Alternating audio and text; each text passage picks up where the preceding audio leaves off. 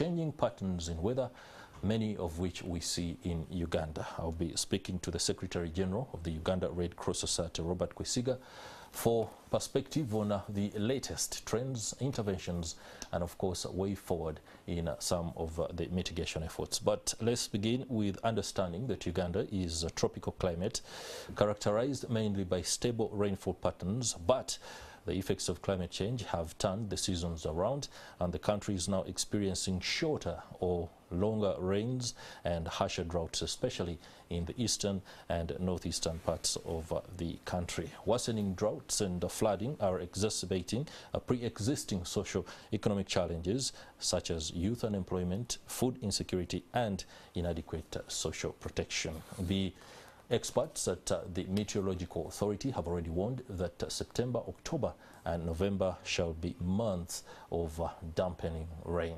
Whether you are prepared for that, a farmer, a business person, but also as an individual living in prone areas of the country remains to be seen. We shall be understanding what you can do and exactly how you can go about that. Very warm welcome to the program, Mr. Robert Kwesiga. Thank you, my brother. Everyone is trying to get to terms with what climate change has done, the changes in weather patterns, the effects, but most importantly, how to prepare for what can go wrong in case mitigation efforts are not met, both at individual and community level, but also at government level. First, take us through this trend. We are living in very testing times.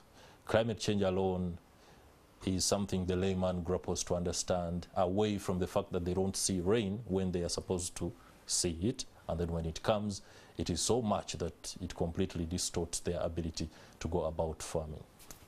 Yeah, thank you very much, and good morning to you and the viewers and all those who are listening to us. And also take this opportunity and thank NTV for giving this very important topic a platform. You're most welcome. And especially this time of the year when we are entering into a season that the public needs to know the adverse effects. That's right. That we are likely to get out of this season. I think starting from the broader perspective, if you have been following what took place last week in Nairobi at the African Climate Summit, basically the world is not as it was. And the discussions have been ongoing. So last week was the African Climate Summit. In November it will be a global one in the Emirates. In Emirates, yeah. And the positive side of it is that by talking about it, then everybody there is a problem. But I wish we would fast track the commitments and the solutions being talked about. Now, when you bring it back to Uganda, we are entering a season. Normally, across the country, September, December is always the prolonged rainy season from history. So it has always been one of those seasons where we get sufficient rainfall. Now, the question is, so why are we bothered with it now? If it has always been normal. The predictions, which are scientific, the bit of it, by the way, my brother, is that with science now, you can, with prediction, tell what is likely to happen. That is right. So science has given us that capacity. And so the scientific information we have, which was also released by UNIMA, the Meteorological Authority, say that this year we are going to get El Nino. El Nino is high rainfall, so the extreme of too much rainfall. The other extreme of no rainfall is the La Nina. So this time, the country or the region is going to face El Nino. Now, El Nino, it has its advantages. We want water. We want water for crop production, for animal production, to do water, retention of water, which had been overused or dry because of the dry season. We can grow crops. So there are the positive side of it. However, too much water brings also its own challenges, and that's what I would want to concentrate on. Okay. The predictions are that, by and large, most of the country will get above normal rainfall. But with critical situations to be experienced in the areas which are in the highlands, so the slopes, normally where there is floods, landslides, so you talk of eastern Uganda, there were the Elgon region, you talk of western Uganda, the Rwenzori region, even now Chisoro is a big problematic area. So those mountainous areas, the situation may be adverse. But then we'll experience also flooding some of the areas, including those near the big rivers and lakes, where the water bank, the lake banks and rivers break. And so areas around Lake Choga, Victoria, including Kampala, likely to have flooding across board. But then also we have areas like, say, the Teso region, the Great Teso region, where all the water from the Mount Moroto, Mount Elgon, of course, come down, and that place is like a basin. So automatically it gets flooded. It gets flooded, yeah. Now, this is worrying. This is worrying for the country in a sense that we would want to have food security. We would want to make sure that we get the best out of this water. That's right. But here we are. There is a high likelihood of destroying livelihoods, like I've mentioned, destroying, and when I say livelihoods, it can be food, it can be property, and of course adversely and critical infrastructure. And adversely it can affect even we can lose people. So that's the season that we have just started. Yes. Okay. The Uganda Red Cross Society has been at the forefront of meeting some of the challenges that are brought about by events that are precipitated by climate change. And in light of the fear of what El Nino could do, I'm sure government is looking at many sector players, but most importantly the Uganda Red Cross Society, for plans of action when it comes to disaster management and meeting the crisis that will come.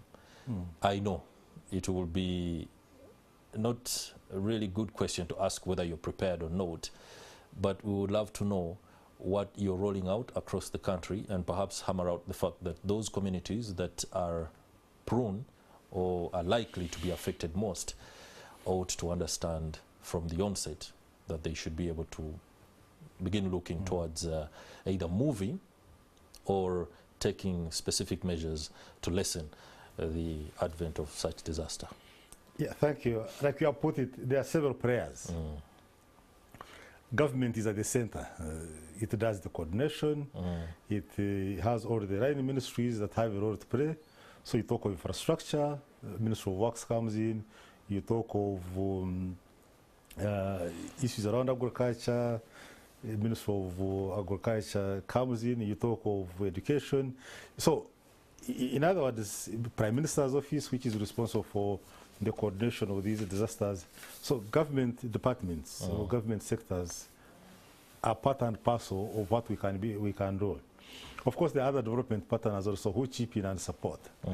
Yes, Red Cross being an auxiliary authority to government, one of our key mandates is to supplement government efforts in managing these kind of humanitarian situations. Now, these days, we talk of early action. You see, if we have facts now that there is a high likelihood of having El Nino, then early action means how do we make the public understand that there is a danger, there is a looming danger, but also how do you use that information to get information, statistics and early information in order to influence the decisions we take. But also, how do we make sure that we are well prepared? And those are the kind of aspects we are looking at as Red Cross, together with all the government sectors I've talked about and other actors. And so in that respect, how are we already preparing for that action? So one, because we have a network around the whole country, our branch offices, our volunteers, our staff. That's right. So we have already activated them to be on standby. Standby meaning that we are already giving them and equipping them with the means to pick information as it comes out. That's right. Is there likelihood of a storm? Is there likelihood, what is it that is happening in the community? Two, they start engaging the community together with the local authorities. Now this is what is likely to happen, and this is what you should avoid, this is what you should not do. So I would call it the community engagement. That's the right. community engagement, which also involves information gathering. This week, the highly prone districts that are being mapped out, 41 in those regions I've described. Yeah. So this week, we are busy working with the districts to activate their district contingency plans. Of course, with our other partners, we are working with, say, in Mount Elgon, like we have Oxfam and some of these UN agencies, ECHO, European Union, same with the others in Western Uganda, Danish Church Aid, Danish Refugee Council, so I can go on and on. And so, then the public is put in that mode of knowing that, hey, there are these scenarios, and if these scenarios happen, this is how we should be able to respond. So that is what we are doing this week.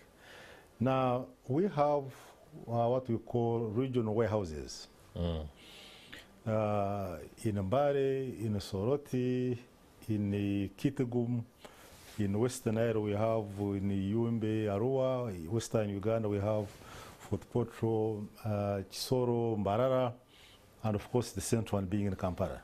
So what are we doing with those warehouses? So we have moved all the emergent stocks and distributed them in all these regional centers. Now, these emergent stocks, by and large, they are about what are those survival kits we can provide in case. So what we call the non-food items. Now, this time, we have upgraded it. We have shelter kits. Shelter kits, we have big tents, if I may use that word, which can accommodate a minimum of 500 people if they are displaced. Now, what does this mean? It means we are no longer going to disrupt the education of schools, of children. That's right. So a disaster happens, people rush to school, the school closes. Or maybe they rush to a place of worship. Maybe that's better. That kind of thing. So now we have that capacity. I don't know whether I've seen that those massive tents, if you have seen some of these other countries, where you can create like a home. That is right. They have shelter, where to sleep, they have where they can cook, you have the set up the mobile toilets. So those ones have set them up. Now, one of the things that normally gets affected when there is an emergency, especially water related, is waterborne diseases. That is always part and parcel. So, are people getting safe water? Yes.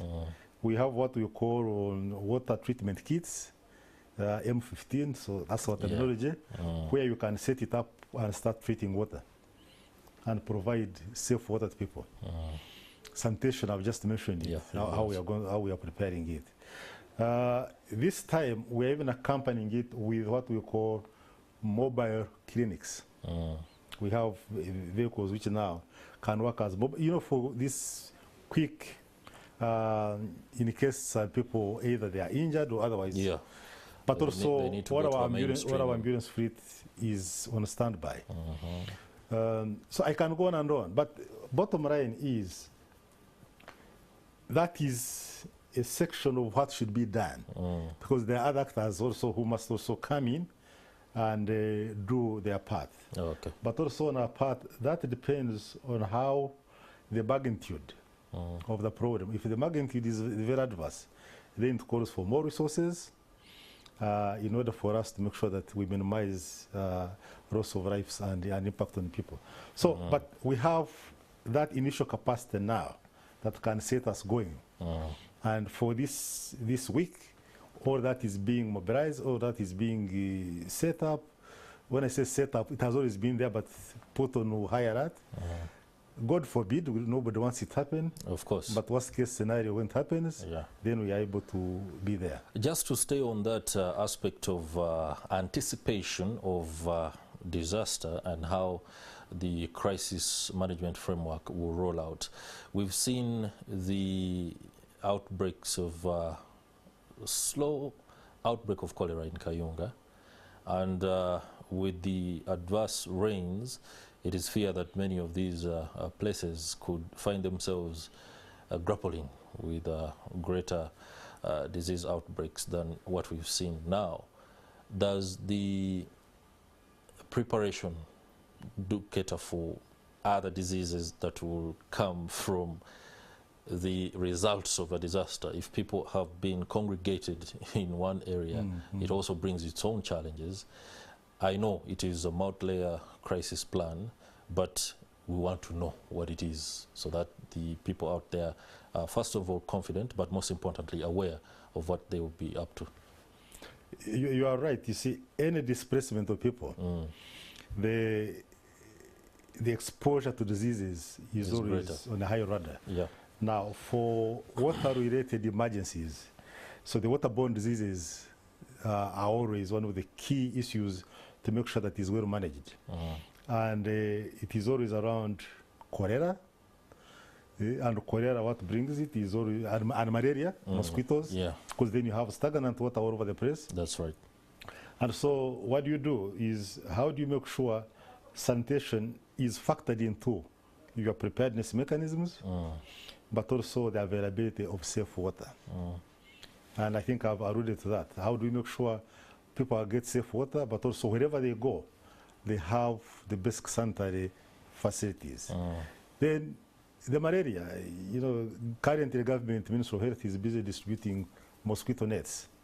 So it has to be part and parcel of the parcel. We have what we call aqua tubs. Aqua tubs is that you can even get water from just stagnant water, clean it and drink it, and it is safe to drink. How? Yeah, you just pick that water, whichever source, you put in the right amount of those tubs, we call them aqua tubs, and cleans it up. But that is one of the measures, which is not always large scale, but if you have people congested in one place, large scale, right. That's why we're talking about the M15 kits. What is the availability of these aqua tubs? Because that could be also a concern. They are part and parcel they are part and parcel of what we have stocked. Of course, we need more because it depends on the numbers that are likely to be affected. Are these tubs available on the market? On the market? Yes. Or they are entirely within the framework of your Yes, but you see, actions. They are normally stocked by institutions like us, or those who look at, or even now those who are into emergencies, because in a normal situation, they are not always used. So, but they ought to be used, especially by in your village, if you are having enough water, you don't think of aqua tubs immediately. Because I don't know, and I haven't been told by either government or the stakeholders about the availability of aqua tubs that can actually transform water quickly into, ready for consumption. They are there, but I doubt whether they are stocked in high quantities. The challenge is on you and all the other stakeholders. All right. All of us Ugandans. As we enter the final bend, on the 20th or 21st of August, thereabout, I was flipping through channels, international channels, and then there was a discussion. I think it was being led by the IFRC about climate champions initiative. I know it's all centered around actions towards climate change, but for the benefit of our audience, what is this initiative? You know, climate champion is basically like two-pronged. One is live by example. Okay. You as an individual, live by example. Do it right. Don't tell others, but start by doing what you tell others. So, you know, it starts from that. But also the other aspect of it that if the Red Cross can, as an institution, be climate champions, how can it be? Since we have members, we have volunteers in every inch of the country. That's right. we have offices. So how are offices tailored to doing it right? How our officers and staff capacitated to do it right? But also, how can they work as the leaders in the communities they live in, but also in their work to make the people appreciate and do the basics right about climate change. Okay. Yes.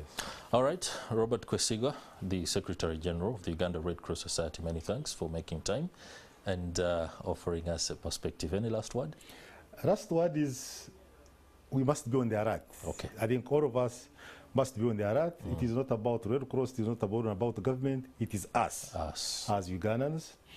But also knowing that when it happens, it is always difficult for an individual to do all that is required. So we call upon Ugandans, those who have the means, that when we launch calls for local support or appeals for local support, come forth. Those in the private sector, those in the corporate sector, but even individuals, that's right, including yourself, come forward and be there for fellow Ugandans. Okay. Thank you very much. That will do it for our Take Note. Living in the climate crisis, I'm sure you've picked a few aspects that will help in mitigation of some of the adverse effects of anything that could happen in case El Nino gets you on the wrong end of the thread. Let me now go to my man, Stephen Mbide, who is standing by to give us an update on how the traffic within Kampala this morning is for those that are still making their way to work.